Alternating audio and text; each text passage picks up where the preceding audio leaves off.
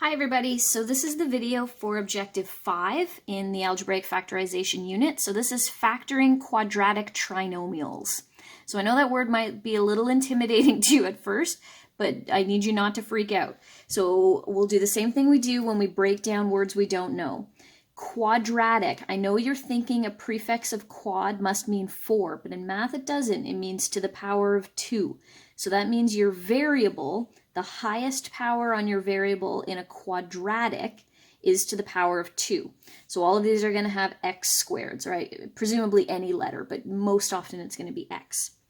Tri, prefix tri, 3, nomials, terms. So you're dealing with 3 terms that have an x squared in them. Not so bad. So before we get to how these ones work, let's flip back over to our flow chart and review and then add in our last one today.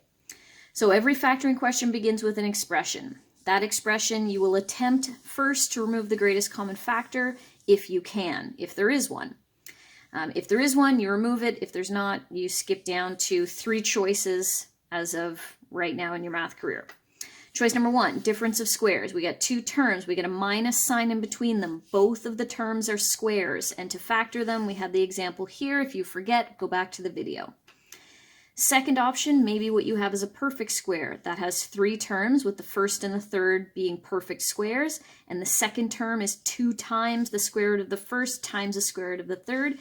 Here's the example. There's also a whole video about that. So what we're looking at today is quadratic trinomials. We've already mentioned they have 3 terms. They have no coefficient on x squared. That's not always true, but for the purposes of our factoring this year, that is going to be true. So if you have no coefficient on x squared, after you've removed the greatest common factor, it is a quadratic trinomial so long as it has 3 terms, and one of them is, of course, an x squared. And then to factor these, we're going to use something called the product and sum method. So we'll get to what that is. Now, before we get started, I have to say that this is probably one of my favorite topics in math. I love these little questions because each one of them is like a little puzzle, and I love a good puzzle, so that's why I love these ones so much. I hope you'll come around to the idea that these are actually kind of fun, because I think they really are. So here we go. X squared plus 11x plus 24. First thing we're going to do is we're going to look to see if there's a greatest common factor. This has no number. This has no letter. Therefore, there is nothing in common here. Now, you might try, okay, so after we do greatest common factor, we're going to look and see what our choices are. Is it a difference of squares? It is not a difference of squares because we have 3 terms. So that leaves perfect squares and quadratic trinomials. It is not a perfect square because 24 is not a perfect square.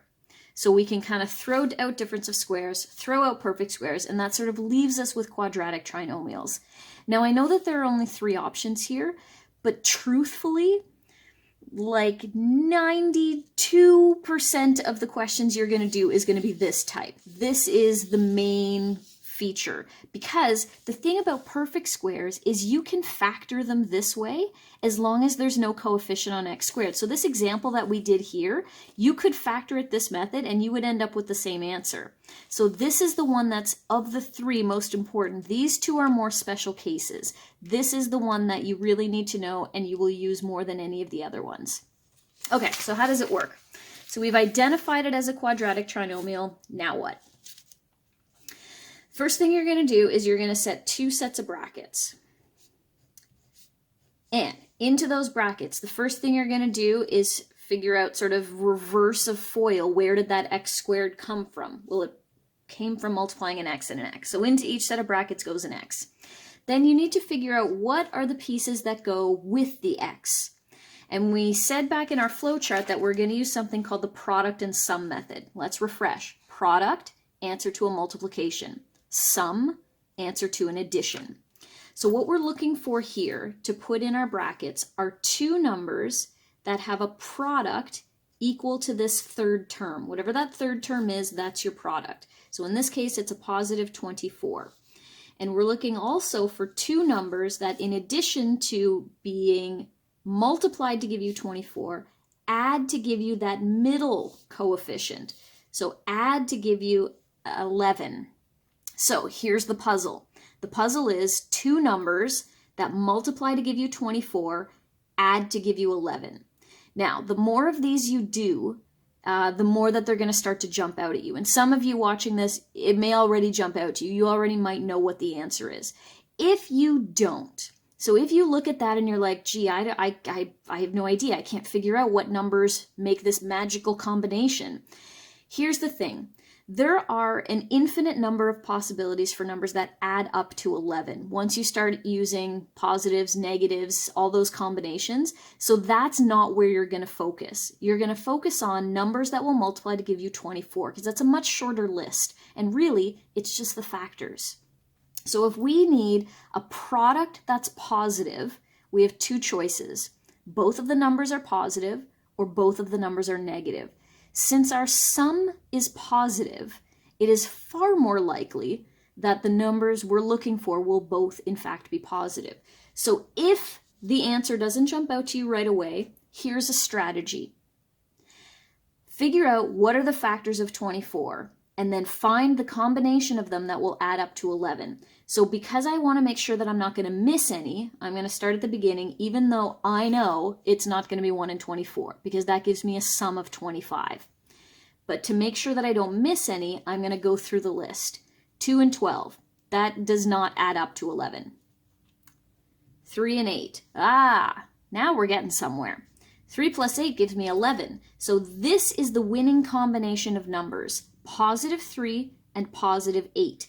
So into one of the sets of brackets, I'm going to put the positive 3.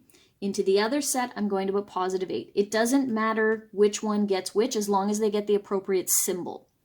So, little puzzle to figure out what combination of numbers multiplies to give you this last number and which combination of numbers adds to give you the middle number. And you're probably wondering like, okay, well, I don't understand. Like, how does that even come to be? So let's think in reverse for a moment. Let's imagine back in the fall, I gave you this question to complete and I said FOIL. So you're going to do x squared plus 8x plus 3x plus 24. 3x. So the 8 plus the 3 is where we get the 11x. And the 8 times the 3 is where we get the 24. 8 plus 3 to give us our sum, which is the middle number. 8 times 3 to give us the product, which is the last number. Okay, let's look at another one. So here we've got x squared plus minus 7x plus 12. No coefficient. If there's no coefficient on x squared, there is almost never a common factor. Almost. So if I know there's no common factor, then I jump right to, well, what kind of a question is it? It's not a difference of squares. There's only 2 terms in a difference of squares, and my expression has 3.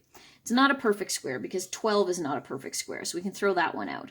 So that leaves us with quadratic trinomials.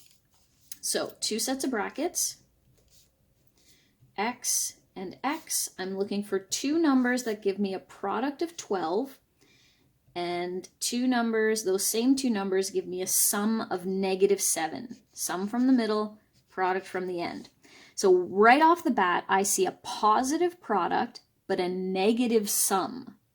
So that tells me that I am going to be dealing with 2 negative numbers, because that's the only way I can get a positive product, but somehow end up with a negative sum. All right, so 2 numbers multiply together to give me positive 12, but both of them are negative. -1, -12 do not add up to -7. That one's out.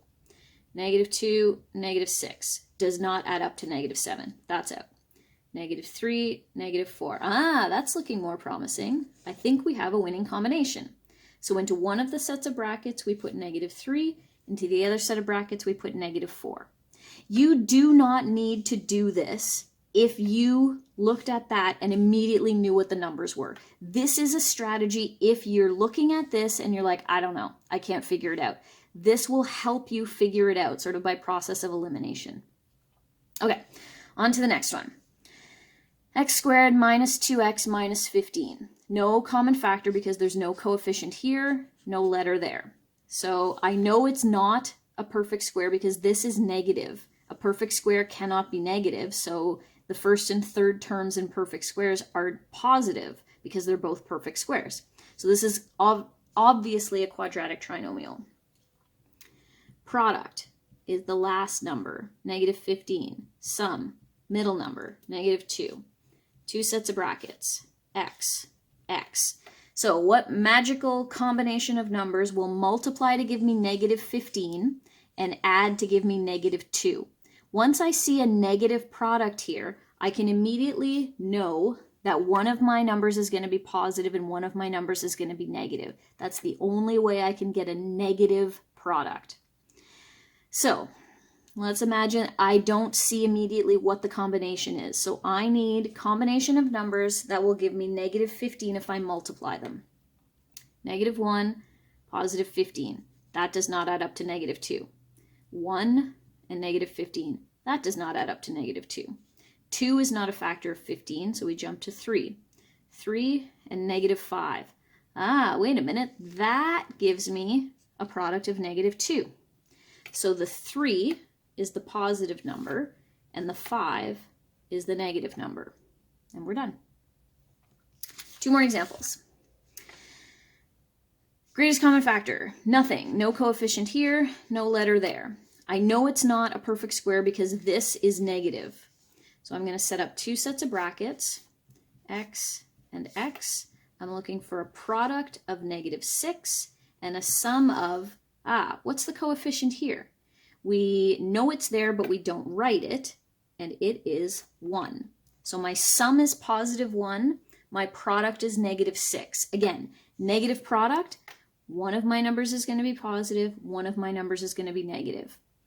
Okay, how can I get -6 as a product? I can have -1 and 6. That does not add up to +1.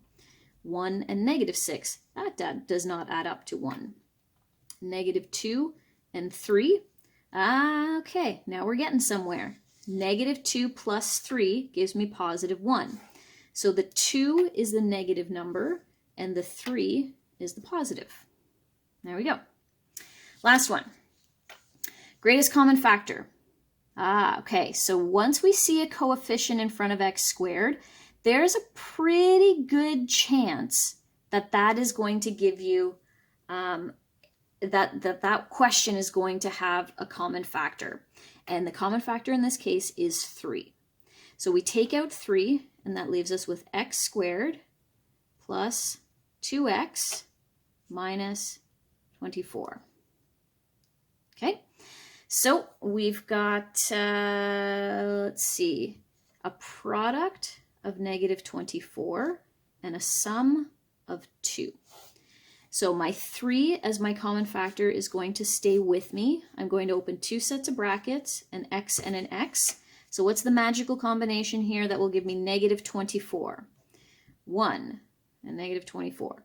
No. -1, +24. No. 2 and -12. That does not add up to 2. -2 and 12. That does not add up to 2. 3 and -8. Also does not add up to 2. -3, +8. Also does not add up to 2. 4 and -6. Ooh, getting closer, but that gives me -2. So what if I do -4 and +6? That adds up to +2. So those are my winning combination of numbers, -4, +6. So there you go. Little puzzles for factoring quadratic trinomials.